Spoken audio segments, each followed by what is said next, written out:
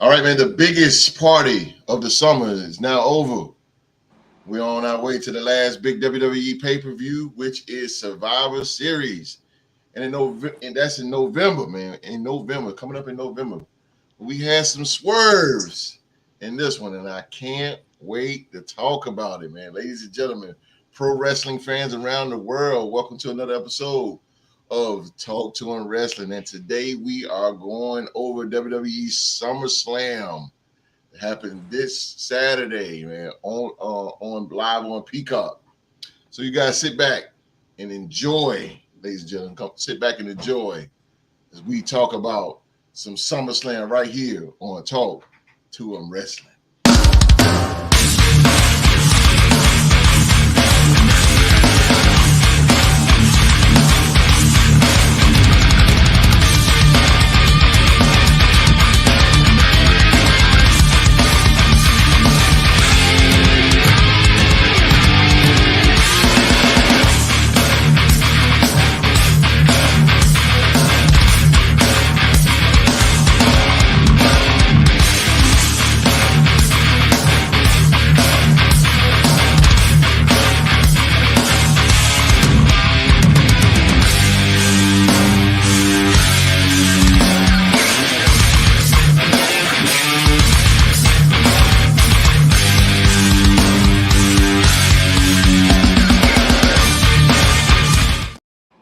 All right, ladies and gentlemen, thank you guys for being here with us on this Monday night. Rainy Monday night now here. Wherever in the world you are right now, man, please hit that thumbs up for us, man. If you haven't, it's your first time watching us, man, hit that subscribe button and turn on that bell for all notifications, man. Now, without further ado, I'm going to introduce you guys, man, to some masterminds here, some pro wrestling mastermind. Breaking them back, man. We got D-Flock. D-Flock, man, making his return, man. Good to see you again, little bro. Thank you. Yes, sir. You ready to talk some wrestling? Yes. Heck Yes, yeah. sir. Yes, sir. My man, that's what I'm talking about. And we bringing them back, ladies and gentlemen, from the Bearded Wrestling Podcast. He is the villain. He's the villain, man. Cisco, the very intelligent mind of Cisco, is back in the building talking some wrestling. What up? What's What's up good? with you, bro? Man, Coolin'. yes, sir. It's always good to have you back, man. Good gracious. I could not resist. I had to have you back. Had to, man. And last but not least, he's the host tonight. He is the host tonight, man. The man with the great questions. It's the co-host, the Lou Gehrig of the Real Sports Podcast. My man, Mr. Presidente. Hey, glad to be here with you guys again, man. Can't wait to break this thing on down, yo. Take it away, Mr. President. All right. SummerSlam is come and gone, and now it's time to do what we do best and break it down, talk to them wrestling style. Gonna go ahead and get the bad out of the way real quick so we can enjoy talking about this show.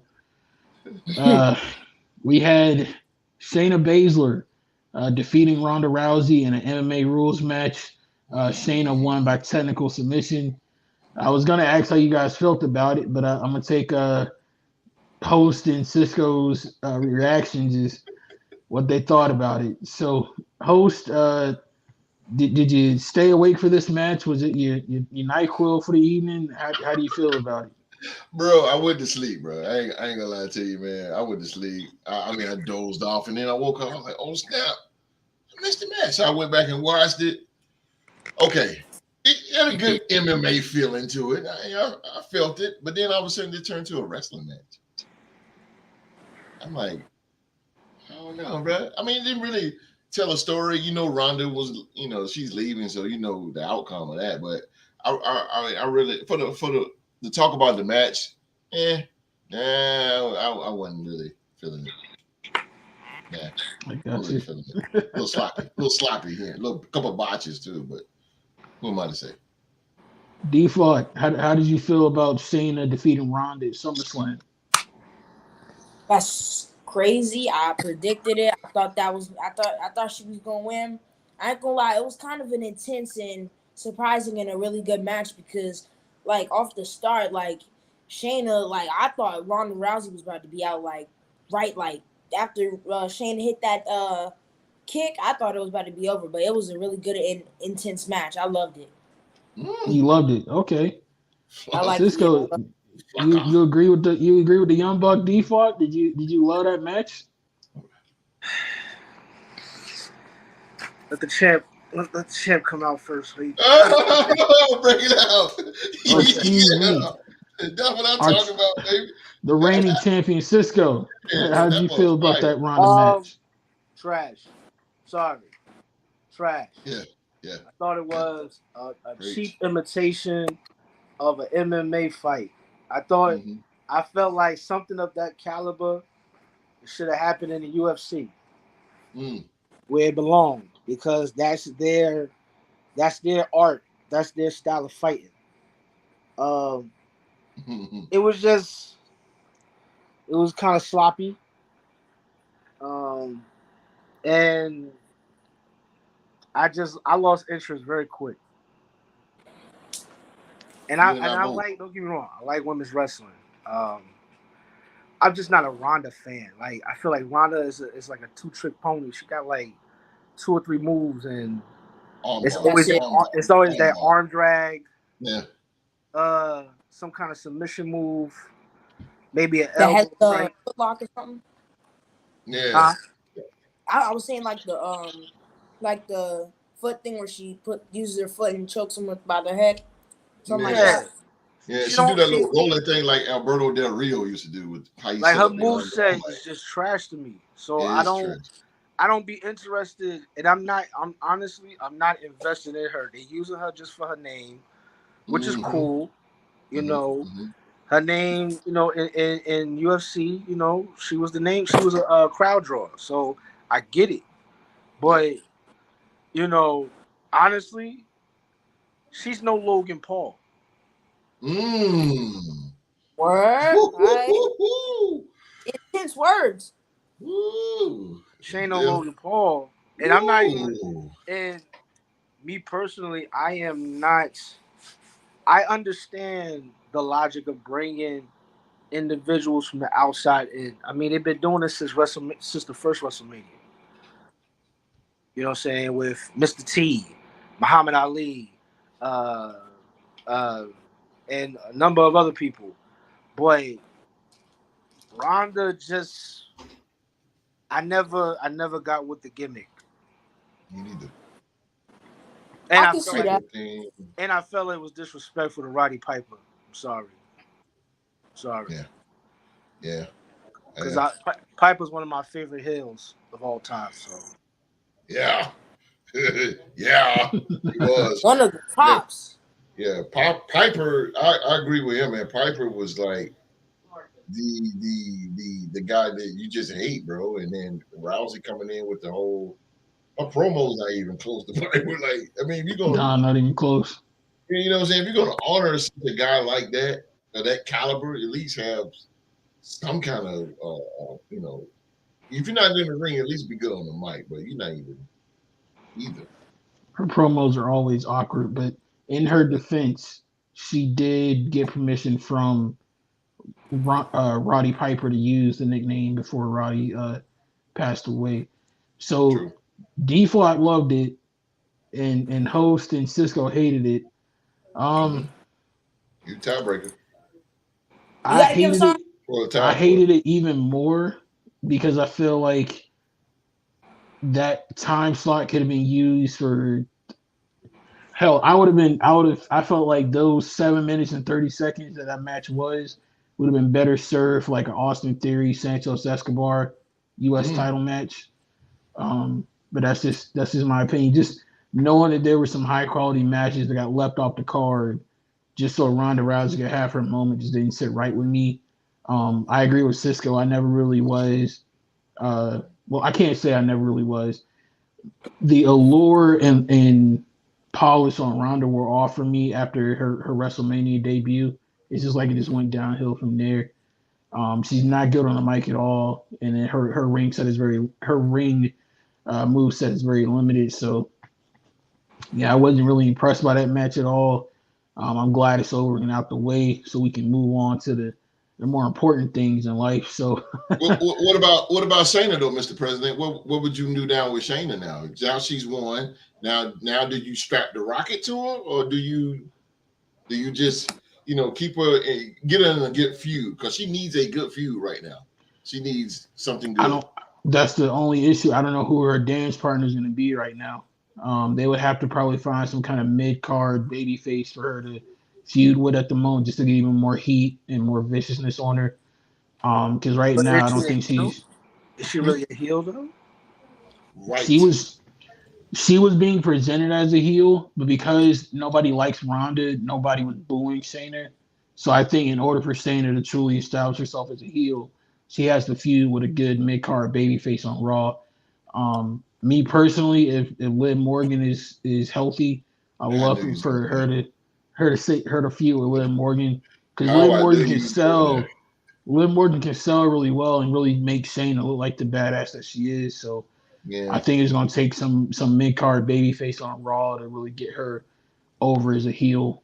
I think she needs some wins, bro. I think she needs to get up on somebody like Piper Niven or Nikki Cross. I think she just need a couple of wins though, because she need that dominant aura like she had in NXT. That's really what she needs. If they can get that Shayna back, she'll be a tremendous asset. Absolutely. She'd be top 3 the best, most popular wrestling girls. She'd be top 3 for sure. Yeah, most definitely. WWE needs her. Like, you got Natalya going out the door. You got Carmella, who's just too pretty for it. Well, Carmella's on a maternity leave right now, so. Oh, she is? You didn't know? Yeah, Corey got one in there. Carmella's been out on maternity leave for a couple of months. The tag team with Sonya Deville and Chelsea Green, that was supposed to have been Carmella, but Carmella got pregnant. Well, that's no more easy. Alexa Bliss is too. Yeah, Alexa Bliss. Yeah, they're both out on maternity leave. Wow, that's crazy. It is good though, because a few years ago, women couldn't afford to do that in this profession. So, but who cares about Alexa Bliss and Carmella? I mean. Oh boy, let me move right along to somebody that host does care about. I know when Monday Night Raw came to town, host really enjoyed himself because his favorite ring announcer was there to announce his favorite superstars to the ring. If you don't know who I'm talking about Samantha Irvin, who is the fiance of Ricochet. Speaking of Ricochet, he had a really good match with Logan Paul this weekend at SummerSlam. Logan Paul went over on Ricochet and got a much-needed win at a big-time pay-per-view. Host, did I trigger some bad memories by saying that name? Yeah, bro, because look, I did this and she was announcing. I'm like, oh, God, yo, it's just, Samantha Irvin, and she's pretty, man, but the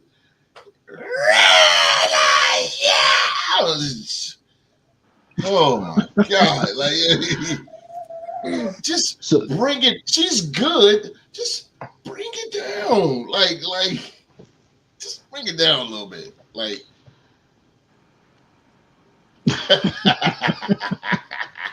I can't do Samantha Irvin, bro. She just do too much. It's too animated, man. I get that you're trying to, set that micro buffer type, aura or whatever, but you know Mauro Ranallo. I mean, come on, Mauro was just, even though Mauro was over the top, but his over the top had perfect timing. You know the ring and representing the brawling. I mean, just too much. But go to the match. So Cisco, you mentioned Logan Paul earlier when you mentioned that Ronda's and Logan Paul. Did Logan Paul impress you in this match? What were your thoughts on his match with Ricochet? I have to give credit where credit is due. Logan Paul exceeds my expectations every time he steps in the ring. Number one, he's athletic. Number two, he's like, he's like a white luchador. Just if I could call it like it is. He does all the hurricanranas. He could do everything that Ricochet could do. I believe he can do as well, and he's proven. I'm not honestly. I'm not really a fan of bringing in people and pushing them to the top when you got people that's been grinding and people that's been putting forth an effort on a consistent basis to be noticed and to get in that title picture and to reach for that brash ring, if you want to call it that. Holy But it was a very good opening match. I felt like it set the tone for the pay-per-view. Adding the fiance in there, it made the story a little juicy. You know what I'm saying? It made the story a little bit more interesting because you were involved in personal stuff, and that's something WWE is. They're masters at doing that. Facts. By bringing the personal into the storyline. Facts. So very true. I'll give it like a 7. I'll give it like a 7. Okay. Okay. Default. How did you like Logan Paul's match with Ricochet? Overall, I think it was good from both WWE wrestlers, but I have to give my props to Logan Paul too, even though like he's alright, but I gotta give my props to him in this match. I think he showed and gave most of everything that he got, and it was a good match. And I think as far as Ricochet's point of view and his side, I think Ricochet did good too. But overall, it was a good match. Like I feel like what they were going for was something like surprising the crowd, like like something like that to like boost up the match and stuff. But overall, I think it went a good match, and I feel that Logan Paul. I think he had a better match Saturday than he did the last time he was fighting in pay per view. But it was really good. I liked it overall. Okay. Okay. Let me jump in there, Mr. President, real quick. Hey, I was about to tag you in. Oh, okay. I tag, baby. But remember, we were talking backstage, and this is definitely a Triple H. This is a Triple H book show. Like you could tell Triple H has got his hands written all over it because it looked like Takeover. And I like the fin. I told you Logan was gonna win. He had to win. He lost too many times. He lost to Reigns and he lost to Seth Rollins at WrestleMania. It's time for him to win. Now, and I like how they protected Ricochet by him losing in a heel style. He just didn't get beat clean. That would have just decimated Ricochet probably back down to NXT or something. But anyway, I'm gonna go on a limb and say this, man. And I may get chased around the room for this one. Oh, Logan Paul, true to the game. True to the game. What's up, True to the game? what's going on, Drew? True to the game.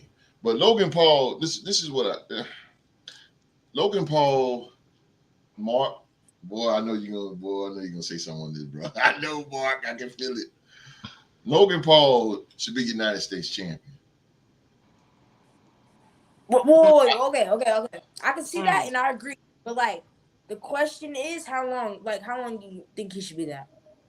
I think he should be United States until a big time baby face, somebody that's going to step up to him. Not long, I say 2-3 months. But somebody baby face, somebody has to go into a good feud with him to take that title off him. Somebody new, somebody friend. But I would definitely. Like who? I was gonna say, don't say nothing like a year or something. You hold it for that one. You be like Roman Reigns. Yeah, that's Brock Lesnar stuff. Like, taking the belt and going away. No, I think me personally, I would put the U.S. title on Logan Paul. He's a real good heel. He's real cocky, and like Cisco said, he's very athletic. He can do. I mean, he can put on a 5-star. He can really put on a 5-star match. He's really Kind of good. like Ric Flair. Cocky and stuff. Yeah, he really cocky. He's Yeah. like a young Miz. You know, he got that. He got that cockiness in him. But definitely, I'll put a U.S. title on. For sure. With that U.S. title. Come on, Mark. I knew it. I knew it. Mark laughing. I'm laughing only because it's reminding me of like when we did the fantasy football league last year. Me and Host was on the same page. We was going for the same players. I actually really agree with Host on that. Like, I would love to see Logan win the U.S. title to get it off of Theory, because I think Theory's just plateaued at this point with it. I would personally, because they kind of planted the seeds a little bit for it and to build up the Money in the Bank. I would love to see Logan Paul versus LA Knight for that title. I think that'd be a pretty darn good feud. So I was like, when you said it, I'm like, dang, host, get out my mind. Host stole it from me, like, bro. Yes, sir. I thought that match was pretty all right. It had, you can tell Logan Paul's still kind of green because it had its botches a little bit, some miscues and whatnot, but nobody's perfect in the ring. I've seen a star athlete like Vikingo have a couple of slip ups here and there in his matches, so I'm not mad at Logan Paul for that at all. I think the match was good. Oh yeah, it's definitely good. Yeah, I don't really have too much negative to say. He was in there with a really good person, a Ricochet, who protected him. So when they did have those miscues and those slip ups, Ricochet kept him from getting hurt and also protected himself. So yeah, shout out to Ricochet for doing that, because that doesn't get enough credit. You know what, Mark? It's really nobody. Let's just. I'm gonna shoot this really quick. U.S. title. Logan Paul the champ, and the one to take it off of him with his last run, put him against AJ Styles. That'll really elevate the U.S. title back, because you need to elevate that thing, because Gunther is taking the Intercontinental to another level, the secondary title. So the U.S. title need to do something. So that will be even though AJ's been champ before, and we know we ain't really got nobody fresh off that mid card that can do it. AJ Styles is a babyface right now. AJ Styles versus Logan Paul in a feud. Logan Paul called him old and all this. You're old, AJ, blah, blah, blah, blah, blah. Boom. AJ takes the U.S. title. AJ makes it more prestigious when he put any belt AJ has, he's gonna make it prestigious. So that'll definitely bring up the U.S. title. I agree. Because Austin Theory's run with the title is given very much Dean Ambrose vibes. Like, if you guys remember when Dean Ambrose had the U.S. title, you almost forgot it was a championship. That's a good comparison. So it's giving those vibes for me right now. D-Flock, what were you about to say, my man? I was gonna ask y'all like a good ending, like for like somebody. I say it kind of a baby face, but I don't think the match will happen. But I was gonna say, would y'all think that it would be a good like baby face for pictures like Logan Paul versus Jake Paul, something like that? Logan versus Jake. I don't think Jake want to be down. Yeah, I think it's a good imagination, but I don't think it's gonna happen. Jake just knocked out with Diaz. If that did, it would 100% be electrical. 100%. That would be. That's definitely sell tickets. Brother versus brother. I think Jake is trying to get that aura of legitimacy around him. I don't think he would. Yeah, I don't think he would dabble in it. Me personally, trying to get some respect on his name in the boxing world. And rightfully so. WWE title. Hey, but you know somebody who has all the respect in the world when it comes to combat sports? Yes, sir. The Beast Incarnate, the former UFC heavyweight champion, Brock Lesnar. Let's go, Mr. President. Let's go. So I'm gonna start with D-Flock. Are you satisfied with the ending to the Cody Rhodes and Brock Lesnar feud? All right. Yeah, I'm satisfied. I say yeah, I'm satisfied. It was a good match, and what got me is I think it was like a really good match, and I am satisfied because I think Cody Rhodes really showed and like let the WWE fans and the whole world know that like he's about that. He can't put in that action, and like it don't matter who it is that it don't like he if he puts his best foot effort into it, I think he like will destroy everybody. But I think overall it's a good matchup, and I think that I like to see. I want to see more matches like that from Triple H making those and stuff. But overall, it was a really nice match. I like how it was like back and forth and stuff. It gave that crowd it gave the crowd definitely good like Yeah. excited vibes for sure. I got you. So, host, Yes, sir. you're a wrestling historian. You know a good babyface when you see one, from the Junkyard Dog to Cody Rhodes' old man, Dusty Rhodes, late great Dusty Rhodes, may he rest in peace. Do you think that between Cody's presentation and specifically this match, of the way that he kept coming back for more with Brock Lesnar's brutality, do you think this kind of immortalizes Cody as a babyface in wrestling now? Ooh, you and these questions, I'll tell you. Boy, good gracious. Ooh, yes. Yes, sir. Yes, sir. This is definitely has put him on the. I mean, this right here, this match. I think this is now, even though Rollins, with the whole music thing or whatever. I think this is gonna over exceeded that. This match right here has put Cody as the top babyface now. Because again, Zayn's cool down. Rollins is cool down a little bit. That's WWE's fault because they haven't since they put the belt on, he ain't really had nothing going on. But Cody is definitely the guy in this match. I mean, in this company now. He should be the face. Okay. Let me ask you this, Mr. President. Now, do you think WWE is having the effect now that they fumbled the ball at Mania and they should have put the belt on him? I'm gonna save that answer for later on. Gotcha. I will save it for later on. Cisco, question for you. What host just said that Cody is immortalized as a babyface in wrestling now. And we've seen before where you can be a good babyface, but if you're a babyface too long, you might get stale. How can WWE avoid the mistake that AEW made when they had Cody as such a babyface for a long time that his act got stale really quick? These dude with these questions is unreal. They good. All right, Hey, so let me say this. Cody, number one. Cody using the Dusty card already immortalizes him. Using the Dusty card because everybody loved Dusty. Even when Dusty had that brief heel turn with the NWO, people still love Dusty. So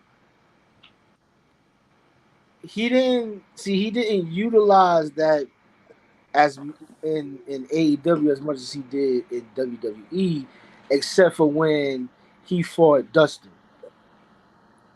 Because then it was like, oh, I was the better son. You know what I'm saying? And even to a degree, he was very heelish for that match. Yeah. He was very heelish. But ultimately all was well in the end. They hugged it out. And it is what it is. Cody having this documentary that came out only elevates the fans' love for him. Now it's like, and it's perfectly well played by Triple H because, as we all know, if we look at the dirt sheets.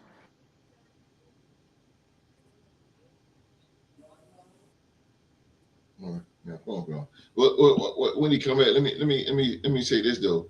That match, you gotta give Brock Lesnar some credit too, because Brock Lesnar usually don't go over 3 minutes.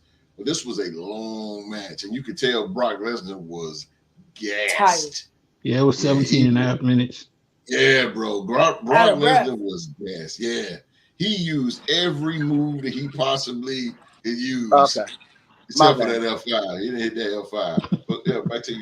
Somebody was calling me. My bad. You good, bro? So Cody is a darling to the universe. And he's going to win at WrestleMania. I believe that was part, just like he said in the documentary. Well, just like Triple H said in the documentary. You don't come in this business wanting to be the top guy in the secondary promotion. You come in this business to win the top prize with the top company. His father, he said it many times during that documentary, my father wanted by disqualification. In essence, in the rules, that does not mean you win the title. True. So he just wants that one reign where he could say a Rhodes won the title. And he's going to listen. Everybody want Jay to dethrone Roman. It's not going to happen. It's not. Cody is going to dethrone Roman. And I'm going to tell you this. And I was talking earlier to my cousin. Mm-hmm. If you notice, WWE has put a spoiler out there without really saying it. When they put that old interview up about with Jay and Jimmy, and they were talking about that their dream is to fight each other at WrestleMania. Yeah, I remember that. Well, here we go. Yeah. Now we're gonna have to build up. Word, they should have pulled that fast. Good gracious. We're gonna have to build up for that. Somehow Solo is going to be in the midst. I wouldn't even mind if it was a triple threat. Honestly. All three brothers fight each other. So you mentioned Cody's documentary. Do you think because of him being over both in the ring and then especially being enhanced by that documentary, do you think it's impossible for him to get stale in WWE like he did in AEW? Good Lord, boy. Woo. So let me say this: in AEW, I felt like he should have went the route and became a heel. That's what I feel. I agree. Because just as much as Cody is good at being a top babyface, he is good at being a top heel. He proved that when the whole Bullet Club thing was spiraling out of control. Yeah. He proved it. He proved it in Ring of Honor, New Japan. He was dashing Cody Rhodes. He was dashing Cody Rhodes. When he was dashing Cody Rhodes. Now, when he was with Legacy, he was kind of whack. I ain't gonna lie. Yeah, he was kind of trash. He was still green, man. He's still green. Yeah, he was. But when he became dashing, I hated Stardust with a passion. I just felt like it was a Goldust ripoff. It was corny to me. But as you can see, it took for him to go to the Indies and grow and mature and find his way and navigate through different different promotions to finally find his voice and find who he is. Cody is one of the best of the best when it comes to promos. I mean, he's got it. It's in his identity. It's in his DNA. Period. And that's whether he's a heel or even whether he's a babyface. However, I feel like the only reason why he went stale in AEW is because the people wanted him to turn heel because there were storylines being set up that gave him reason to turn heel. But he kept saying, I'm not turning heel. It's just like Cena.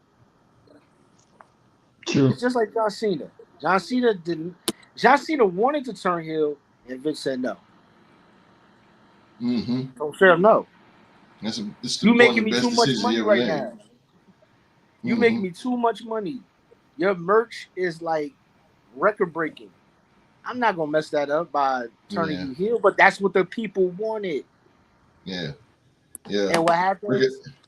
People. And then the thing is, it's just like Hulk Hogan.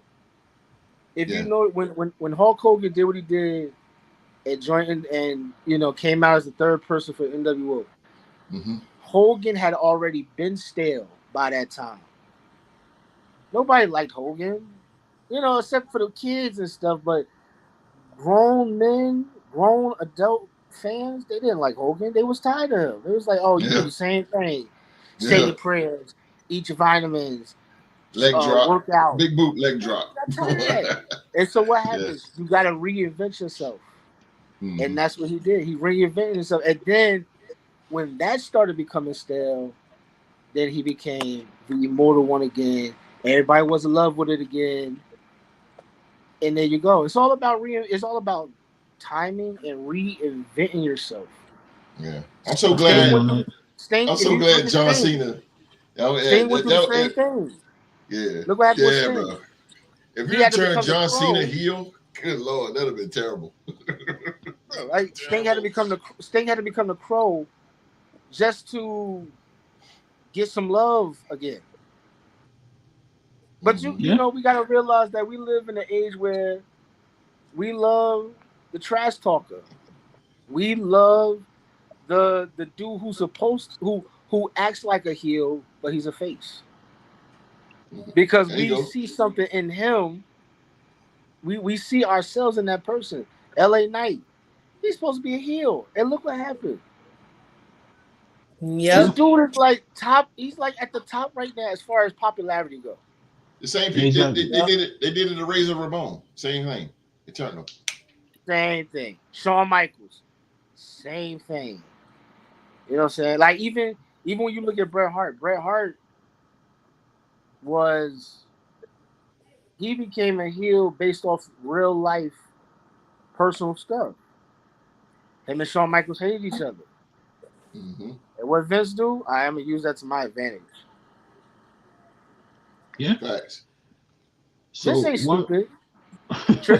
And Triple H, honestly, Triple H ain't stupid either. Triple H, he know what he doing. I just don't know what he doing with Karrion Kross, but he know what he doing. He ain't never lied. One more question I got for you guys before we get off of this match, and I'm gonna start with you, D-Flock. So Brock has gone from last year's SummerSlam, he was feuding with Roman over the title.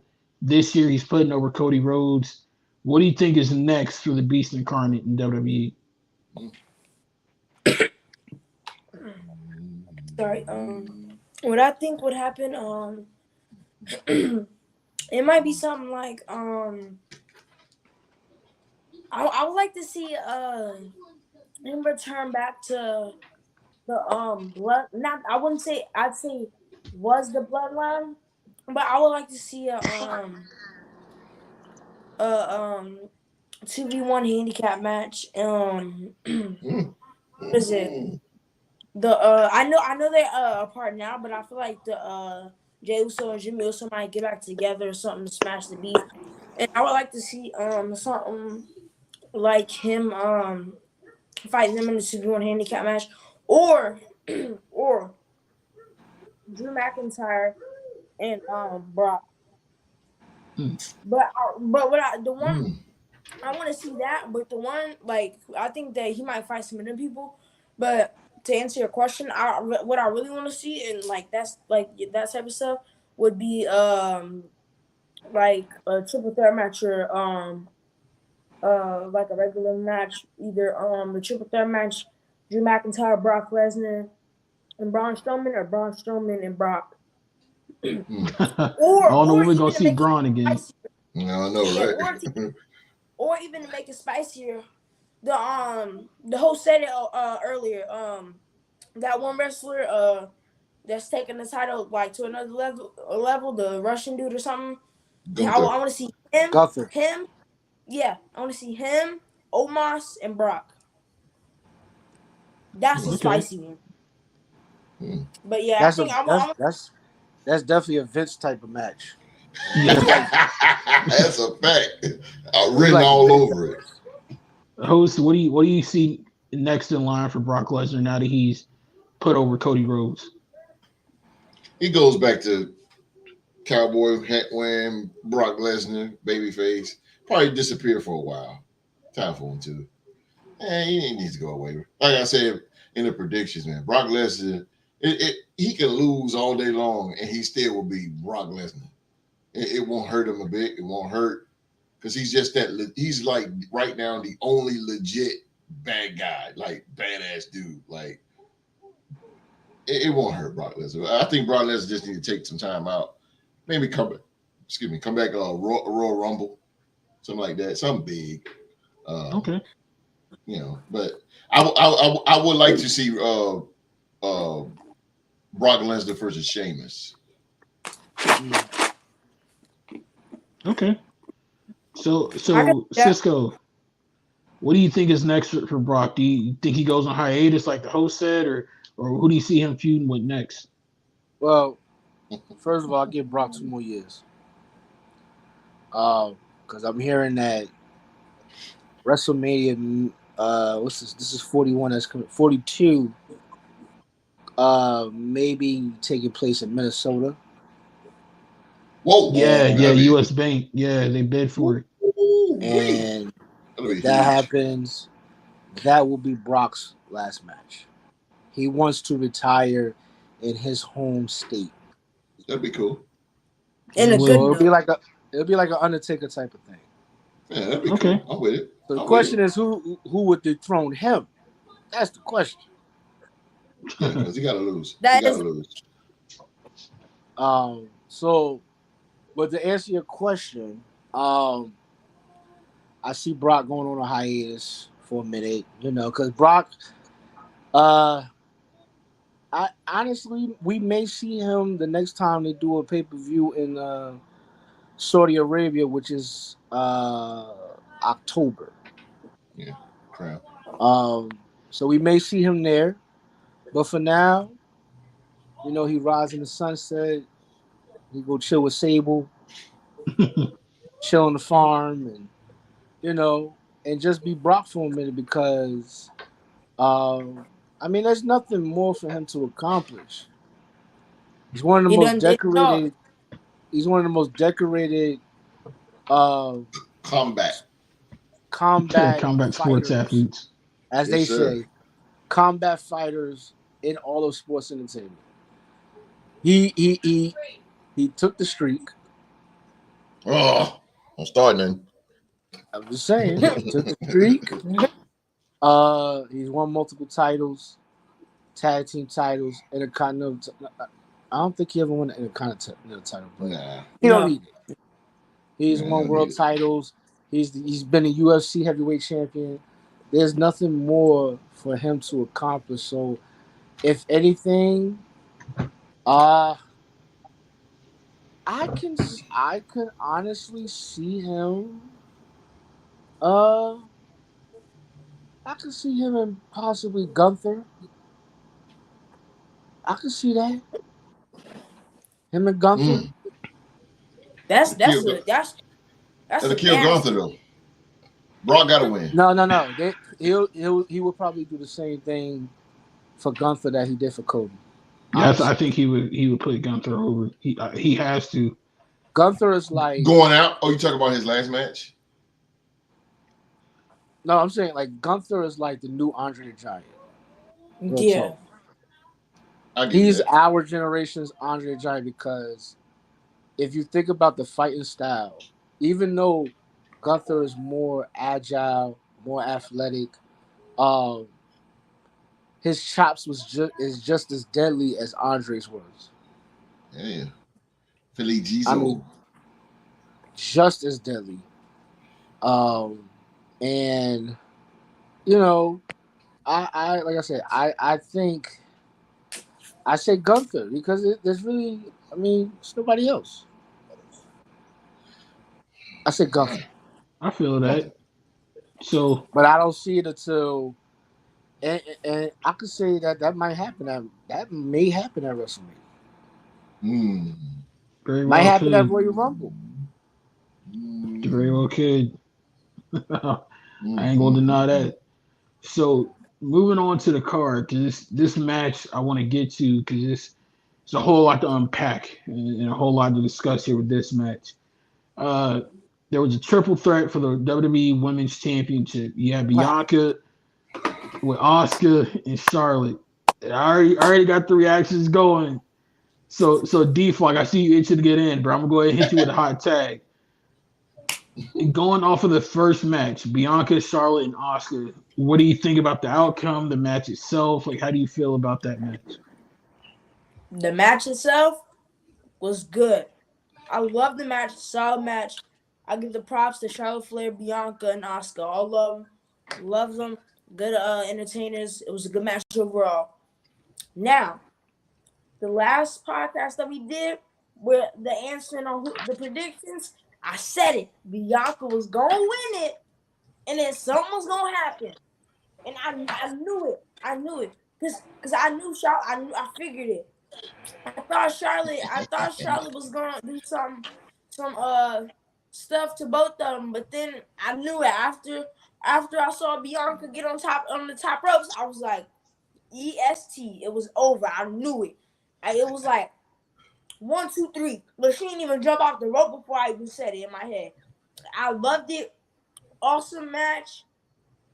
I mean, I loved the match. It was a phenomenal match. I got to give my props to all of the ladies out there for wrestling. That was a phenomenal match. It was lovely. I loved it. EST all day. I knew it. But I can't. I don't remember. I was watching it, but I don't remember if one thing I didn't see was Oscar spit out the green saliva or something. I don't remember that. I don't see that. But EST all day, Bianca. I knew it. But Bianca. Okay. Now here's where I get to the actual part. Bianca won it. Okay, good job. But the other music that came in, I didn't really like that. You know, she got cashed in on. Kind of rough, but it was crazy. When I heard out the other music, I was like, come on. I was like, Bianca, get up, come on. It was like Boom, boom, boom. they got it in shit. I'm not gonna lie, they got Bianca. But is it the girl that cashed in? Is it Io Sky? It was Io Sky. Yeah, Io Sky. Like, she came in at the right time. I'll give her a little bit of props because she kind of, if she would have came in the middle of the match, Bianca would have won both of those. But overall, I think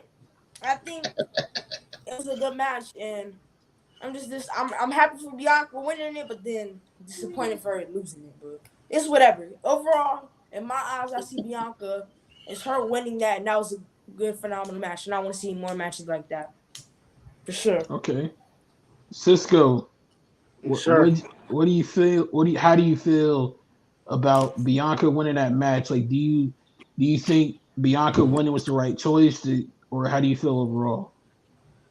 As long as it was not Charlotte Flair, I am fine. Agree. Agree.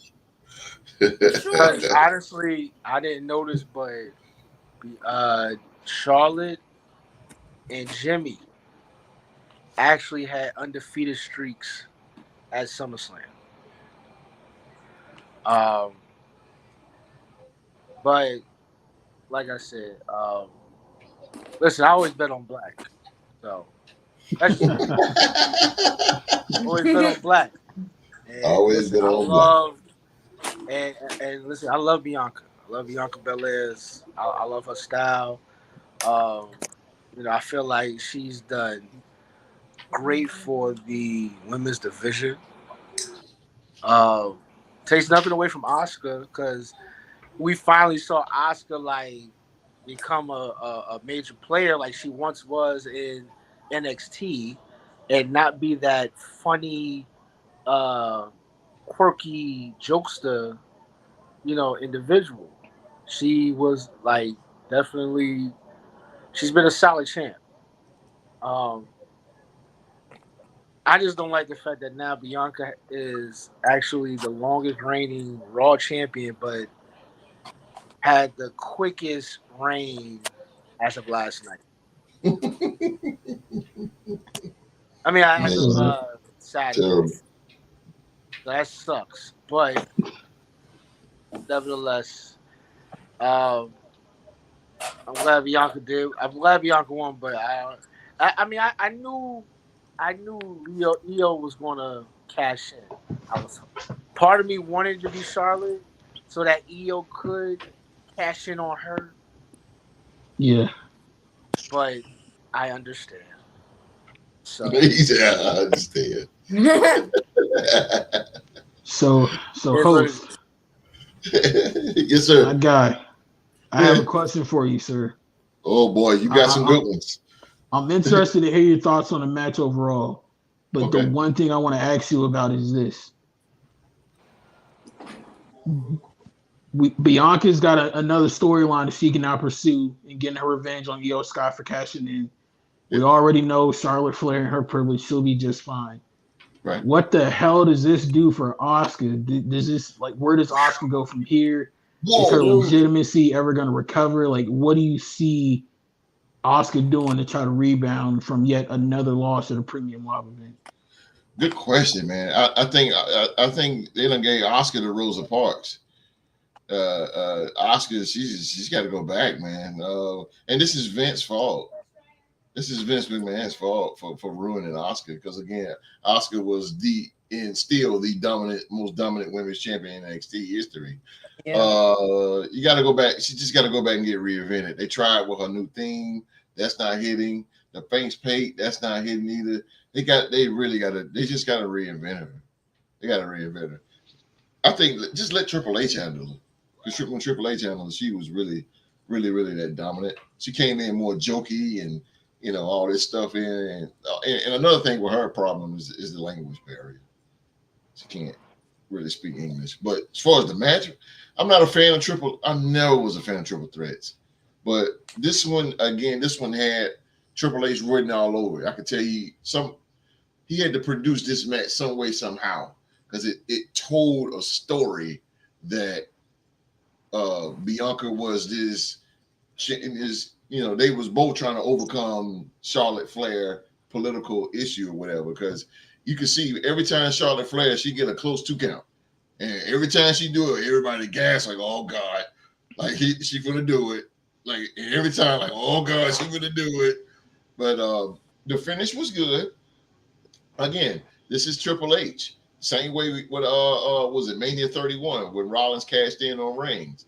Same exact thing. So this was good, man. I actually, I'm not a triple threat type dude, but I do like the finish with the Miz, and then all of a sudden the roll up, and then Bianca wins and everybody cheering, and then all of a sudden, boom. And see, that's what you do in WWE. That's what's great about Triple H is you keep people thinking. You got them everybody want to be on to win, and then ow, Io, his baby, Mark. Io in NXT is Io Shirai. But now, that's his baby. Io she should have been had, the women's title. But this is a good storyline to set up with her too. It's gonna get some jealousy and damage control and break them away because they need to be broken away. And Bayley needs to be on her own. Yeah, okay. I enjoyed the match. I ain't mad at it. Bianca goes heel. Yeah, that's what I'm hoping happens with Bianca. Like I would love to see for her go on a good dominant heel run. But yeah, I'm more so worried about my girl Asuka. Like again, like I said, this is another loss at a premium live event, and I'm worried about her credibility going forward. Becky Lynch, when Becky Lynch went on paternity leave, Asuka won the belt, boom, gave it up to Charlotte. Like, you know what I'm saying? It's just like she gets the belt. It's like they doing it for the minority reasons, like, getting the belt, and we're gonna give it to you, and then we're gonna take it away. Then we're gonna give it to you, then we're gonna take it away. Like she has the title, but they don't do nothing with it. Yeah.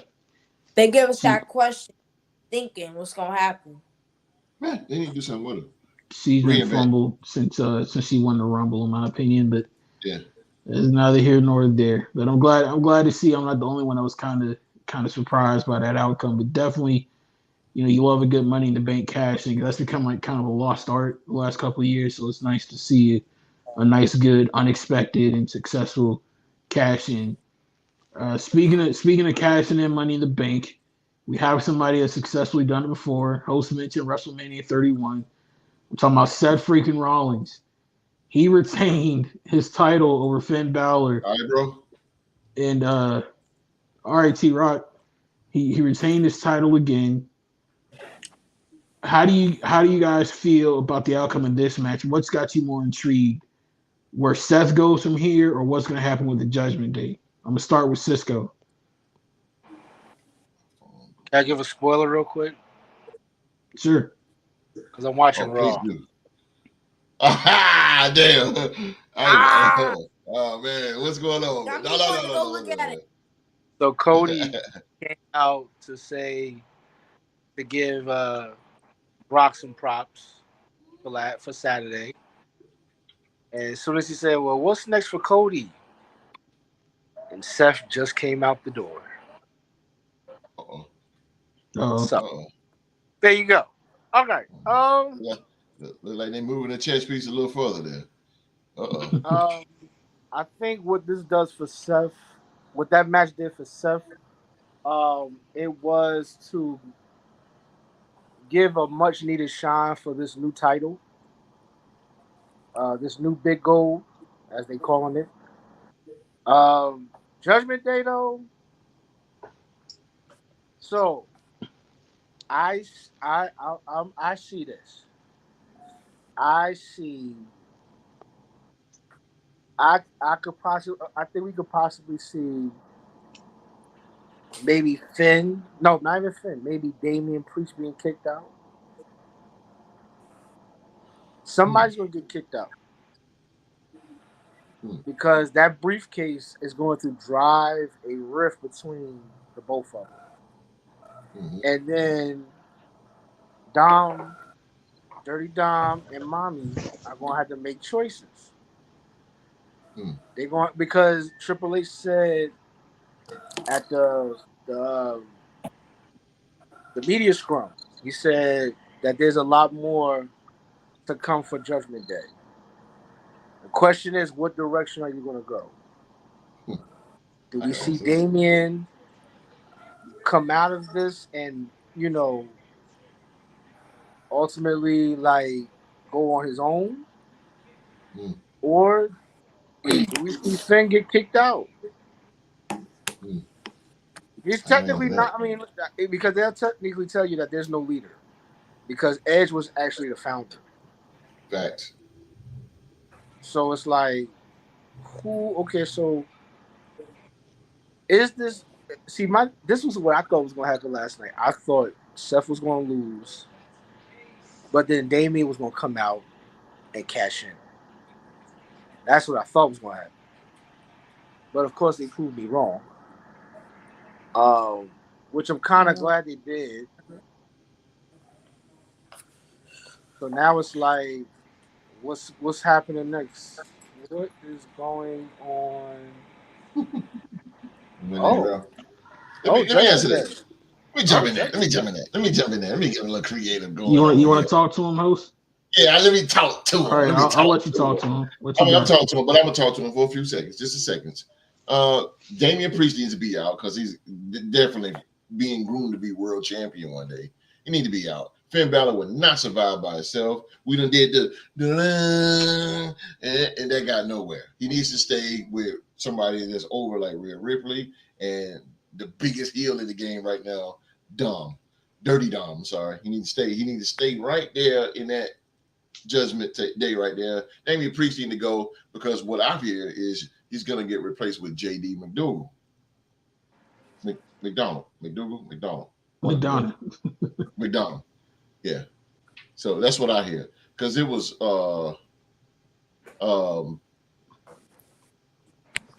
it was rumored. Well, actually, it was a promo that he cut.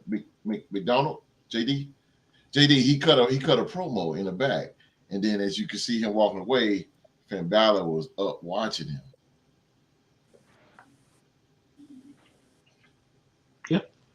Planting seeds, brother. I'm just saying, planting seeds. Damian Priest need to go, man. He's a star. He's really good. His promos is pretty good too. He got that deep, massive voice. It's good. I like the the arrow type thing. I like that.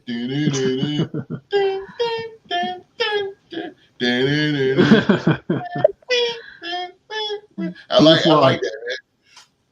How do you feel about the outcome of that Seth and Finn Balor match? Do you think this is better for Seth that he retains, or do you think Finn should have won the match to kick off the storyline with the Judgment Day?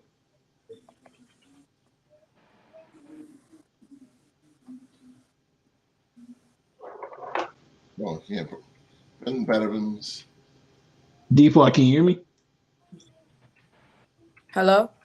Yo, Yeah. can you hear us? Oh yeah, I can hear you. Wait, I can hear Like you. scary movie. I can hear you now. My So thing was what turned do- down. Sorry. What do you think is the better outcome for this match? Was it Seth winning? Was that the right outcome, or do you think they should have had Finn winning to kick off the storyline with the Judgment Day? I think it should have stuck with Seth. I don't think Finn Balor's won a lot in like accomplish a lot of things, and Seth Rollins did the same thing like with the Shield and stuff. And but overall, I would say to answer your question, I would have to say I think Finn Balor shouldn't have like kicked it off like that. I think it should have been Seth freaking Rollins doing it, but yeah. Okay. All right. So moving right along here. This match right here, it was the longest match of the night, and I have a lot of thoughts on this, but I want to hear from you guys first. So we're at the main event. You got Roman Reigns defending both the undisputed title and the title of Tribal Chief against main event Jey Uso. I'm gonna start with D-Fly. Okay. What in the world do you make of this match, especially the way that it ended?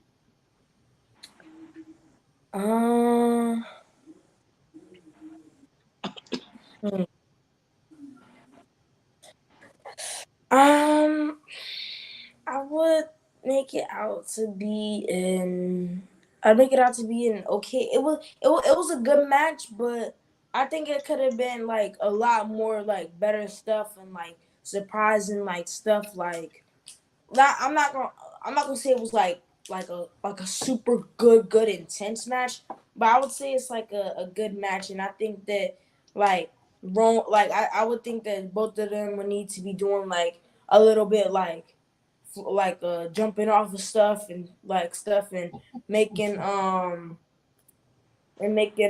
like the crowd like get up or like stand up and just like chanting. But yeah, I think it was an okay match, but I think they could have did a little better in the match. Okay. So, host, here's my question for you.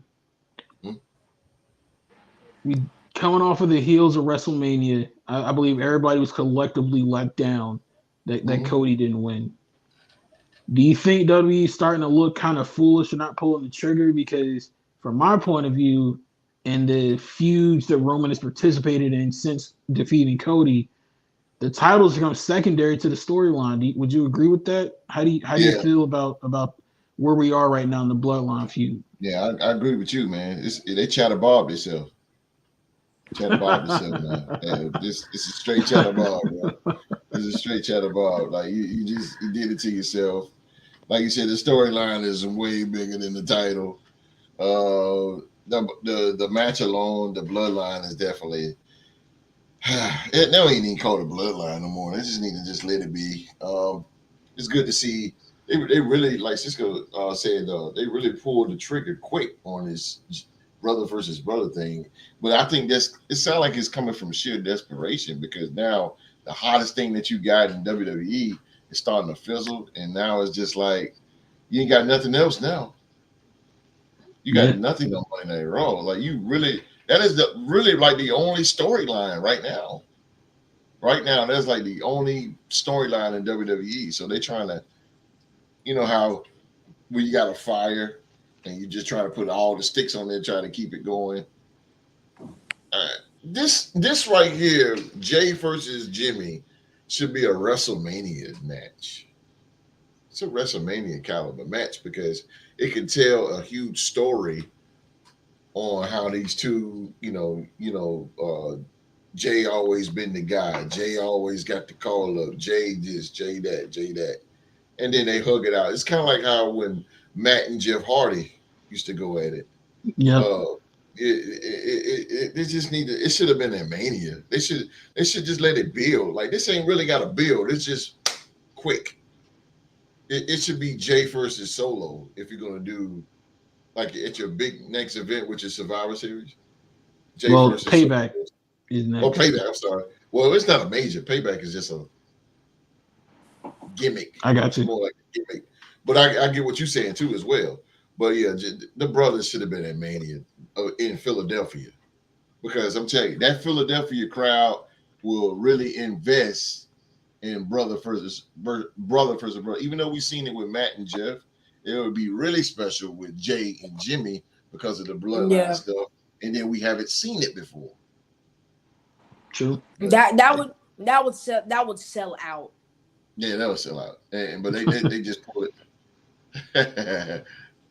It just pulled the trigger a little bit too quick. This could have a lot of build up, Mark. A lot of. I agree. Yeah, I agree. Of build up. Yeah. So Cisco, my question for you is: are we reaching the territory where the bloodline storyline is like approaching? Like, all right, let's wrap it up. Like it's overstaying its welcome, or do you think we're okay where we're at? You're still invested and still excited with it. I think Jimmy versus Jay adds a new element to it because, and I think it had to be done only because, of course, Roman is going on a little break. He won't be back until Survivor Series, or maybe the Saudi Arabia joint, whichever one they want to do. I know he definitely won't be at Payback. Definitely not going to be there. But I think that there's still different lanes you can go on this. You know, you can still always, honestly, you can still always bring The Rock into this, even though I wouldn't want to see The Rock win. But he brings an element. He brings an element to the fold. You still got Rikishi, because I'm pretty sure he's going to pop up sooner or later. Very true. All this can be done at Mania.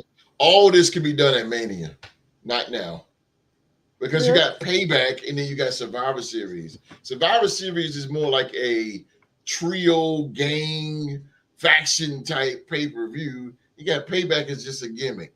Why not put something great like and fresh like Jimmy and Jay on to Philadelphia, which is your money maker? Put Rikishi involved, like Cisco said. You could put Rikishi. You could put the whole Anoa'i family involved. Have them sit at ringside. Put it all in Philadelphia, not now WWE. And that's WWE. Every time they get something great or get something started, man, they pull the trigger so fast. And guess what? We're gonna see Jimmy and Jay probably at Payback, and guess what? They're gonna try to do it again at Mania. But guess what? We don't care no more. You know, we already seen it. I think you'll see Jimmy and Solo. I mean, yeah. I think you'll see. It should be. He's gonna step in.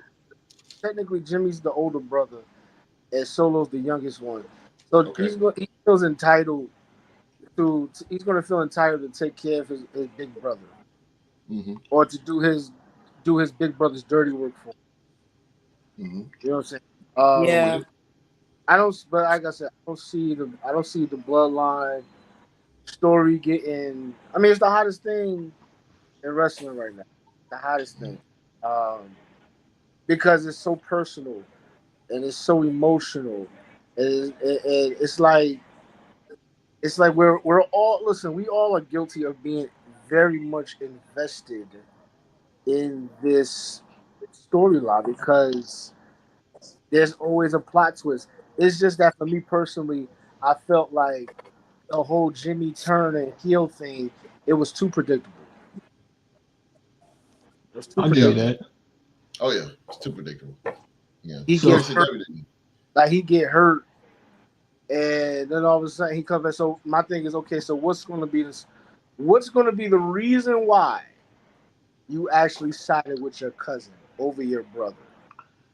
That's my point, Cisco. So here, I think Yeah.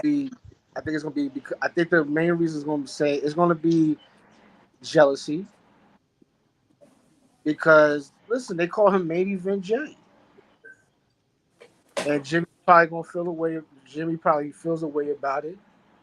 Probably feels like I'm the older brother. I taught you everything you know, and you know, if it wasn't for me, um, you know, that type of sibling rivalry type of story. But only time will tell, and I guess we won't find out until Friday. Unless they did tonight, which I doubt.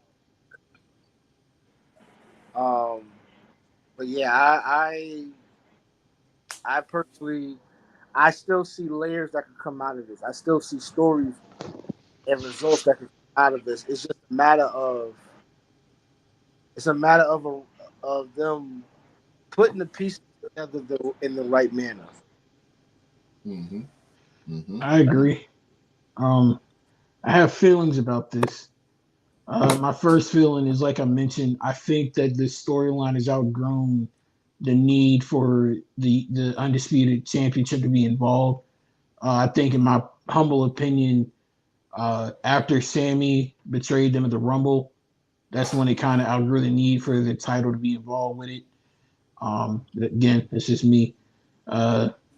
Also, I'm kind of confused because in the advertisements leading up to this match, they advertised there must be a decisive winner with no outside interference. The match ended because there was outside interference. So you kind of contradict what you had said in the build up to this match. I think they're probably going to turn this into a two-part series with Jimmy and Jay. And if I'm in creative, the way I would plan it out is part one, his reasoning behind it is going to be because he didn't want the power of the undisputed title and the title of tribal chief to go to Jay's head like it did Roman. He didn't want Jay to turn into another version of Roman Reigns for the family. That'd be a good excuse for part one.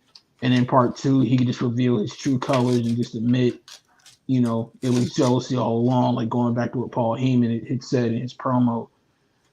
So that'd be my opinion on it. But like I said, I think the storylines that have been done with Cody and the storylines that have been done with the Bloodline post WrestleMania could have been done if the results were reversed. Roman could have gone through all these matches that he's gone through with the Bloodline without the title being involved because it's kind of being held hostage at this point. And then Cody could have gone on his amazing babyface run with Brock Lesnar just now, holding on to the WWE Championship. That's how I personally would have gone about it. But again, Vince ain't hired me yet, so I gotta wait till I get the first. And can we stop calling it the undisputed Universal? Stop calling it Universal and just bring back the WWE title? Because in right my now opinion, it should be called that. Because you're not the undisputed world champion anymore. Now that there's another world champion in the company, like you're the WWE champion. Yeah, when they brought back the world heavyweight title the first time, right, in 03, well, 02, I should say, they stopped calling the WWE Championship the undisputed title and just called it the WWE Championship. So right, it's just that's the route I think they should go. The Universal is done. We're done. Yeah. Yeah. But to wrap things up here, gentlemen, so we can go ahead and get out of here. Overall, like on a 5-star scale, how would you rate SummerSlam 2023? And start with you, Default. From 1 to 10, or like between 1 and 5, how many stars do you give SummerSlam overall? 1 to 5. Okay. From 1 to 5, I'd say 1 to 5, I'd say a 4.8 or something like that. 4.8, 4.7. Okay. Not too bad, but like I would say it's one of those that are up there. It's the one that's up there. I ain't mad at it. You got to answer this Cisco, one. what's up? That was nice. That was a nice rating. Cisco, what would you rate SummerSlam on a 5-star scale, Dave Meltzer style? 3.5. Okay. Uh, and I would say that because of the Ronda match. The Battle Royal wasn't really needed. It was just a filler, honestly. It was. What else? Well, yeah, just them two matches alone made it made it, Okay. and the Host. fact Oh, they should have had Becky versus Trish on there, and because they had That, no tag team fights. I mean, I understand Kevin Owens is legitimately injured, but there wasn't even a plan to have the tag team titles defended. So, amen. 3.5. Host, what would you give it? You going high like Philly G and D Flock, or where you going with it? Yeah, I'm going 4. 4. Okay. Yeah, good. And wrap it up real quick. It's just the matches had good feeling. You had the good pops. The EO was the pop of the night. The J was the shock of the night. Well, the Jimmy. I'm sorry, Jimmy was the shock of the night. The EO was the pop of the night. You had some good matches, man. They told good stories. Like I said, Triple H. This is definitely a Triple H production. I can say that I enjoy SummerSlam, except for the. I agree with Cisco with the Rousey and the Baszler. That was just trash. But I'm not a triple threat guy, but just that triple threat match was pretty good, man. For me, Bianca and the style of Bianca and Charlotte Flair, it was pretty good, man. So yeah, 4. I got you. I would agree with Cisco. I give it 3.5. Me personally, I would have put the Battle Royal and the U.S. title on the pre-show, and then I Yes, would have sir. taken the 18 minutes that got spent between the Battle Royal and the Ronda match. I would have given that to Becky and Trish because I felt like they deserved it more. So you scratch that Ronda Shayna match and just put the U.S. title and the Battle Royal on the pre-show, and it would have got a higher rating for me. But I'll give it a 3.5. Not too bad. Everything else on the show is pretty darn good. Yeah, absolutely. Can I give a quick shout out? Yeah, quick, man. Yeah, go ahead. Yeah, hell yeah. Shout out to the Business 2.0. Shout out to Street Profits. Finally about to get that shine they deserve. Word. I'm with it. Amen. Yeah. Yeah. Yeah. You got something, D-Park? I was going to say, can I ask you one of my questions? Sure. I was going to ask for all y'all if the match between Trish Stratus and Becky Lynch happened at WrestleMania, who would you thought would have won, and how do you think it would go? I'll start off with Young Mark. Check him out. Right. You coming for our job, so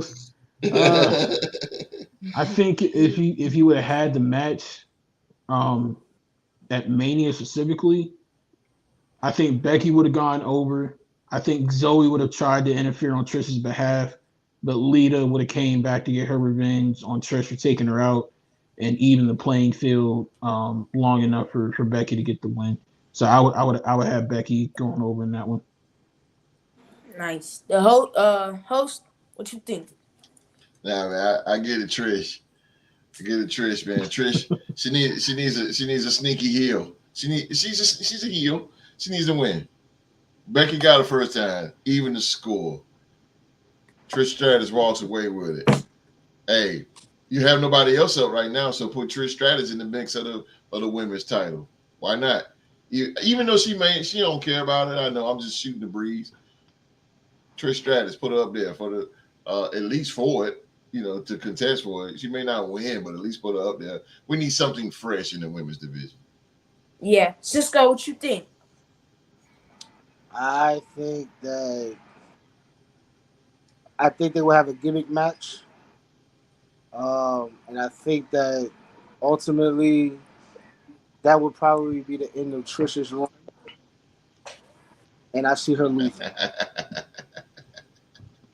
I'm watching, bro. I'm coming out here. Hey. I think Trish. Hey, Drew, I'm hiring too. I am hiring. I think for this fun, she's had her last hurrah, and now it's time for to move on. Becky Lynch. No, I think he's talking about Trish. Oh, Trish. All women divisions to look at Impact. Watch open up a can of worms right there. How a women's division is properly ran. I've never seen a bad match, a bad women's Impact ever. Ever. The Queen. The Queen. Okay. You're right, Cisco. I agree with you, man. That Impact women's division is booked perfectly.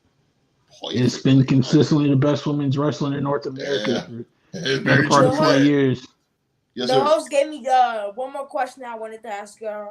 Okay. And he just said, if Becky Lynch was fighting in a match, who do y'all think she would fight, and how do you think it would go? Like, it can be like a pay-per-view event, like a regular, like, Raw or SmackDown thing. I just want to know if Becky Lynch, when she comes back, I don't know if she's back already, but when she comes back, what do y'all think would happen? All right, do you think she'd, like, go after the title, or what do y'all think? Becky Lynch? Mm-hmm. I'm not a Becky Lynch fan, but, I mean, yeah, I can see it go for a title. And why not? Yeah, she haven't been up for the women's WWE women's title now, so I'm with it. I can see that. I can see that. Yeah, I'm with it. Hey, Becky, good promo, man. We need. I really wish somebody like Shotzi Blackheart or somebody can get better in the ring, or I see Raquel Rodriguez can get the. Well, she's in SmackDown. I'm sorry. Yeah. Be something fresh in WWE. Yeah. Honestly, I wouldn't mind seeing her go to NXT for a minute. Okay, I can see that. Kind of do a program with let's see.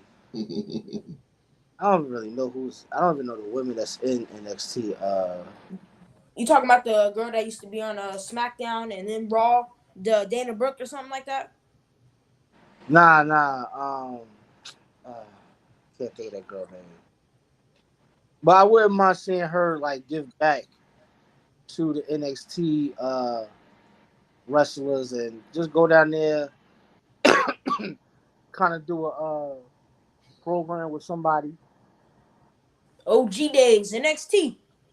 I mean, they've all done it. I mean, Charlotte has done it. Bailey's done it. Even Sasha, when she did it. So I wouldn't mind seeing her go down there and have a storyline or work out a program with somebody down there. Yeah. Last but not least. Oh, so sorry. Go ahead. Nah, I just said she needs something fresh. Yeah, I could agree. The people's president. What you think? I would love to see her go after Rhea. It would give Rhea like her first legitimate opponent since Charlotte at Mania. She's just been like treading water the last couple of months because nobody's really been there to step up. So I would love for that to happen. Okay. That's nice. Nice. Well, those are my questions. You back me up. Back to you, host. We're the end of the show. talking pro wrestling with the guys, man. I'm talking to and the little fella getting his host skills on there. I better watch out, boy. Hey, I'm hiring. Minimum wage. Not minimum wage. He's all I can afford, bro. Hey, unless you guys hit those thumbs up for us. Hit the thumbs up, man. Thank you, man. Thank you, man. Appreciate it. Yeah, man. And I cannot get away from this, man. Got to thank our host for the night, man, Mr. Yagmark, man. Always hitting home runs. Barry Bonds, better look out, baby. Appreciate it, host. Appreciate the opportunities always, man. Oh man, no sir, man. You have hit the ball out of the park every time your name is called up. Thank you for that, bro. Thank you for that, man. Also, man, we gotta thank our special guest for the night, man, from the Bearded Wrestling Podcast over on Facebook, man. That man with the wrestling mind, ladies and gentlemen. The villain, Cisco. Talk to him, Cisco. Tell him where to find you at. Hey, listen. The podcast is currently under construction. Trying to work out some kinks and listen, be on the lookout. You know what I'm saying? Until then, keep staying tuned on this here program right here because they are doing their thing and making major moves. And don't be one of them people who want to be their friend when they make it. Nah, there you go. There you ride go. with them now. Right with it down, baby. You heard. Hey, and while your podcast is under construction, man, anything you need from us over here, the Real Sports Podcast, man, me and Mark, we will take the trip. We will do it. You just call our name. We there, man. Whenever you get that thing started. We can do some collabs. We can do some business. I even take the little fella with me. Man. But yeah, man, it is great to see you again, Cisco, the villain. Yes, sir. I call him the villain, man. It's good to see you again, brother. And D-Flock, man, it's good to have you back on the show. D-Flock, ladies and gentlemen, is the son of Drew to the Game. And it's Drew to the Game, son, man. And hopefully we'll see you guys back, man, to I know it's gonna be a while, but Survivor Series, man. We wait on Survivor Series, which is in November. So boy, we got a long way to go for that, man. But again, man, thank you guys for being on the show. Thank you for Mr. President with a great hosting show tonight. And really quick, man, we want you guys to come on back tomorrow. Check us out, man. We got sports to talk about, NBA and NFL news. And we will have an NBA Trivia Showdown. That's a new Real Sports NBA Trivia champion. Wall Street puts his title on the line against the Deuce. So come on back tomorrow live, 7 p.m. on YouTube, man. Till then, everybody be safe and stay safe. Mr. Host. Yes, sir. Can I say something real quick? Yes, you can. I want to say shout out to my mom, my dad, my grandma, my Nana, my Gigi, and everybody. And, of course, the fellas on here and everybody. And shout out to my friends and everybody. Thank you for having me on the show and everything. Yes, sir, man. You're a talented young man. And, again, man, your dad is our hero. He is our hero, man. It's Drew to the Game, the power of positivity. Again, man, Tuesday, 7 p.m., Wall Street versus Deuce, live on YouTube tomorrow. Everybody be safe, and stay safe. Hit them thumbs up.